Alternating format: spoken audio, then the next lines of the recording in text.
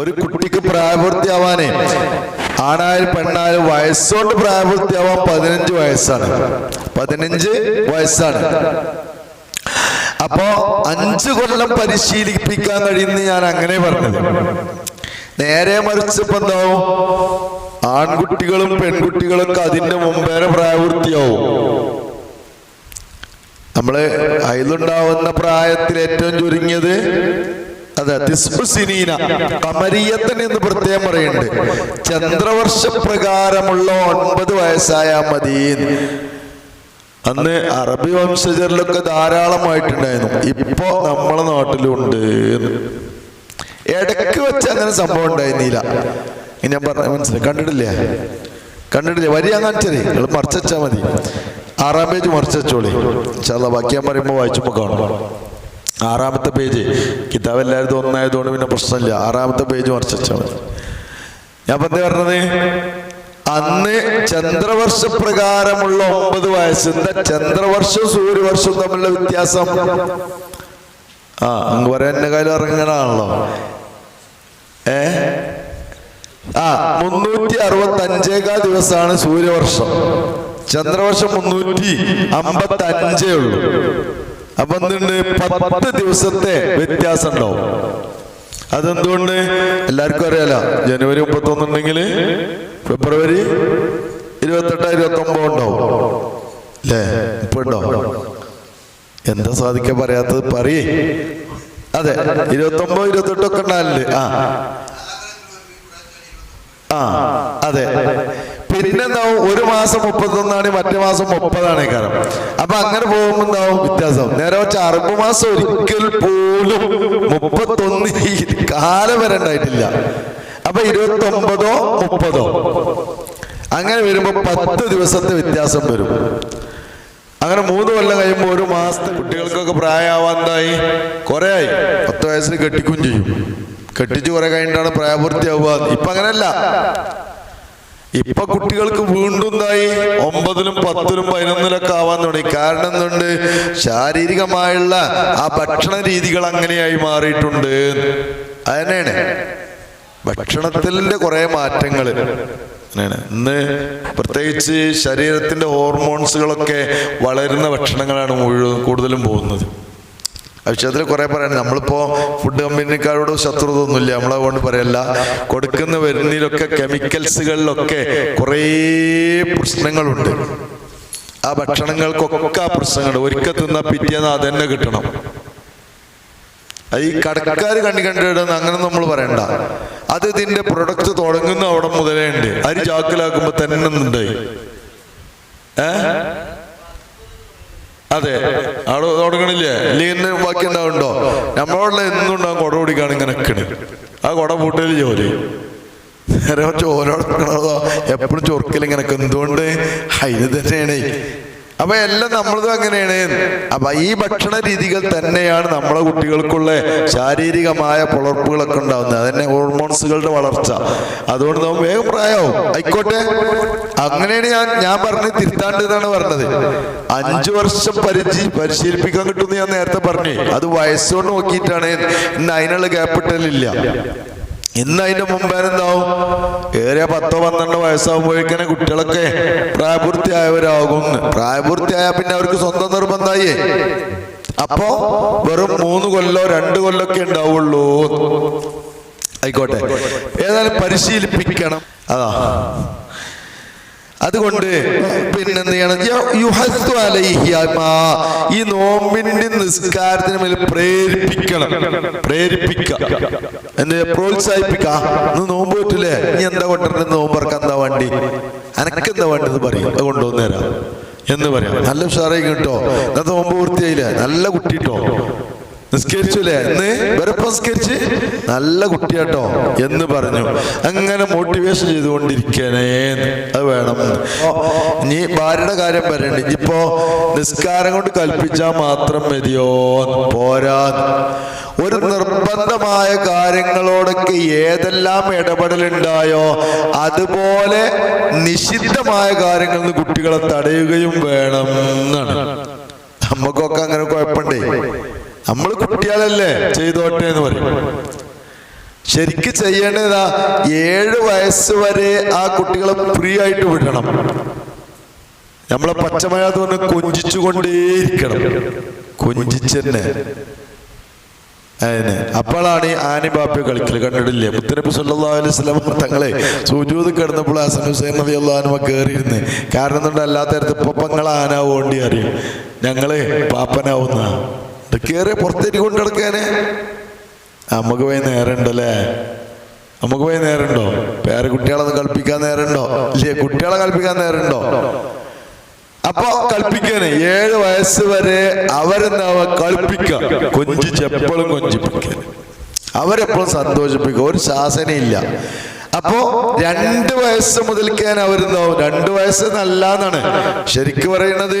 മുലയൂട്ടുന്ന പ്രായം മുതൽക്ക് അവരിതിങ്ങനെ കണ്ട് ആസ്വദിച്ച് സേവ് ചെയ്യാൻ തുടങ്ങുന്ന പല കാര്യങ്ങളും കുറിക്കുന്നതാണ്. 2 വയസ്സ് മുതൽ ഏതായാലും ഉണ്ട് എന്നാണ്.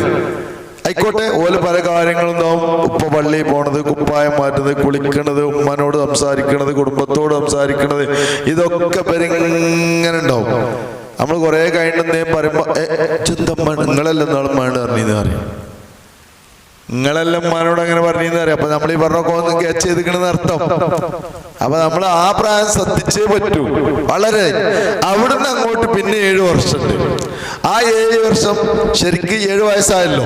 മുറൗലാദക്കും ബിസ്സലാത്തി എന്ന് പറഞ്ഞ പ്രായം. അവിടുന്ന് 14 വയസ്സ് വരെ, 14 വയസ്സ് എന്ന് പറയുന്നത് അവന്റെ പിന്നെ 10 വയസ്സ് കഴിഞ്ഞ് അങ്ങനെ ബുദ്ധി വികസിച്ച് വരും. 14 വയസ്സാകുമ്പോൾ ബുദ്ധി പൂർണ്ണതയിൽ എത്തും. ആ നിലക്ക് ബുദ്ധിപൂർണ്ണമാവുന്നില്ല, ആകാം ശരിക്കും 40 ചെയ്യണമെന്നാണ് പറയുന്നത്, വരണുണ്ട്. അപ്പോ ഏകദേശം ചിന്തകൾ മികച്ചു നിൽക്കും. അവിടെ എത്തുന്നത് വരെയും അവനെന്തായിരിക്കണം, ശരിക്ക് കാര്യങ്ങളൊക്കെ തര്യപ്പെടുത്തി തന്നെ വേണം. അപ്പൊ ശിക്ഷാമുറകൾ എന്ന് പറയാം. അടിയിട്ട് എനിക്ക് കിട്ടോ, ഇനിത് ചെയ്യാൻ പാടില്ല, നിസ്കാരം ഉപേക്ഷിച്ച് അടി ഉണ്ടോ, ഷർട്ട് ഒഴിവാക്കിയാലുണ്ടോ, ഞാൻ കളിക്കണോടത്ത് കണ്ടിട്ടുണ്ടല്ലോ എനിക്ക് അടിയിട്ടു.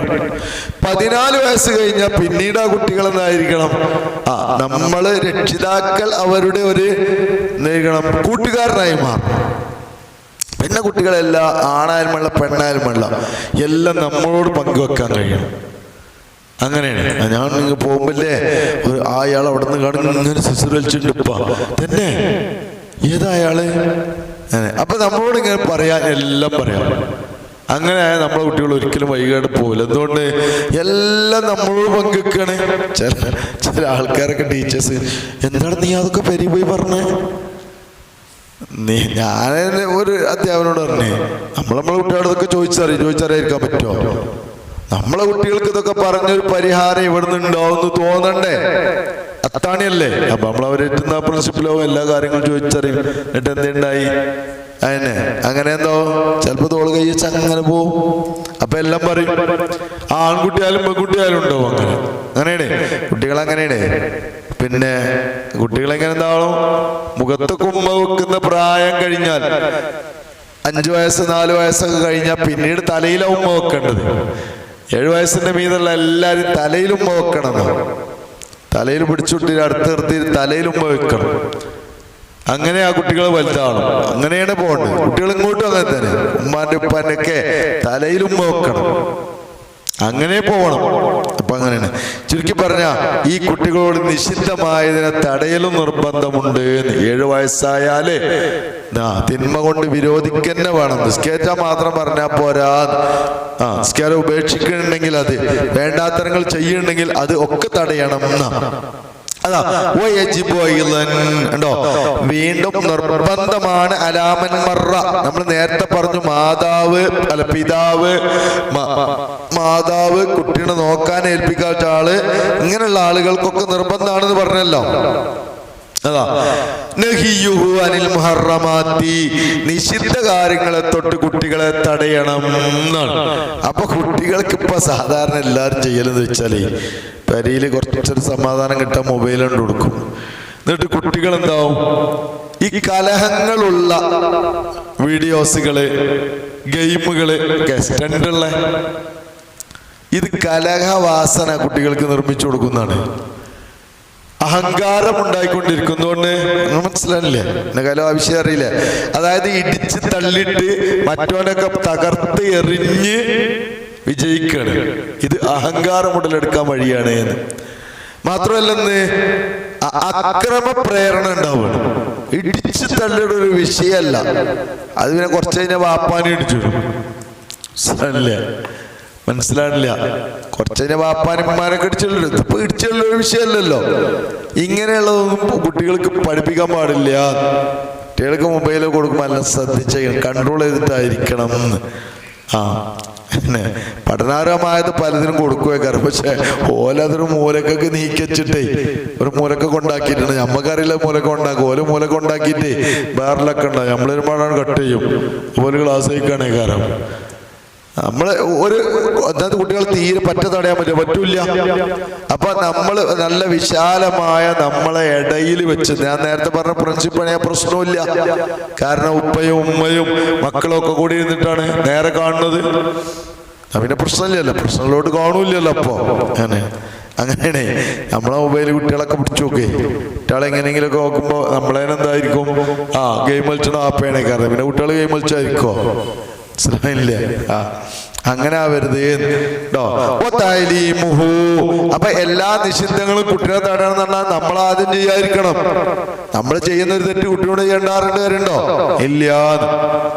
സാധാരണ പോയി സ്കെച്ചുള്ളടാ ഒരു കാര്യം പറയരുത് എന്നാണ് കുട്ടികളോട്. നമ്മൾ മാതൃകയാവല്ലാതെ കൽപ്പിക്കരുത് എന്നാണ്.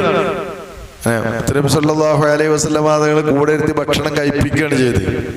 നിസ്കരിക്കാൻ കൂടെ നിർത്തപ്പോ പുറത്തേക്ക് പിടിച്ചു നിർത്തി. അങ്ങനെയല്ല പോയി സ്കെച്ചോട്ടോ, സ്കെച്ച് പണിയോടത്തൊന്നും കൊണ്ടിട്ടോ അങ്ങനെയല്ലല്ലോ പറഞ്ഞത്. അങ്ങനെയല്ല നമ്മളും ചെയ്യേണ്ടത് എന്ന്. നമ്മളെല്ലാം ചെയ്യണം, കുട്ടികളെ കൂടെ നിർത്തുക. നമ്മൾ നിശ്ചിതമായ ഒന്നും കാണാതെയും കേൾക്കാതെയും പറയാതിരിക്കുക. അപ്പൊ അവരുണ്ടാവും എന്റെ ഗൗരവം മനസ്സിലാക്കുന്ന. ആ കുട്ടിയെ പഠിപ്പിക്കണം. അൽ വാജിബാത്തി, എല്ലാ നിർബന്ധമായ കാര്യങ്ങളെയും, നിസ്കാരം, നോമ്പ്, മറ്റു കാര്യങ്ങളൊക്കെ, ബാഹ്യമായ എല്ലാ ശരീഅത്ത് നിയമങ്ങളും പഠിപ്പിക്കണം. ആ പിന്നെ ശരീഅത്ത് നിയമം സുന്നത്താണെങ്കിലും ശരി, മിസ്വാക്ക് ചെയ്യല്. എങ്ങനെ കുട്ടികളെ മിസ്വാക്ക് ചെയ്യല് പഠിപ്പിക്കല്? പോയി പല്ലേക്കടാ എന്ന് പറഞ്ഞാൽ പോരാ.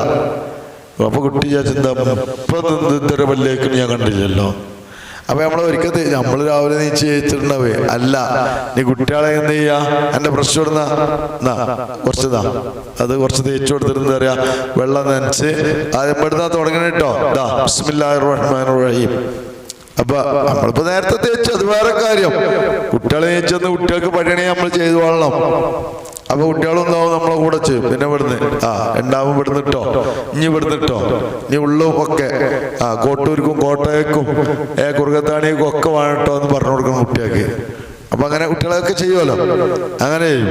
ഇന്നെ നമ്മളില്ലെങ്കിലും ചെയ്യും. ഒരു നീച്ചെന്ന ആദ്യം ഒൽക്കുന്ന വേണ്ടി വരും. ഭയങ്കര തിരക്കാണ്. ദോശ ചട്ടി പാർന്നുകണേയും തിരക്കാണേ. കാരണം ഓൽക്ക് അതൊന്നും അറിയില്ല. ഓൽക്കപ്പം നീച്ചേക്കുന്ന കഴിയണം. നാളിപ്പം നീച്ചേക്ക് ബ്രഷ് ചെയ്യാനുള്ള ചെയ്തേക്കണേ, അത് വേണം.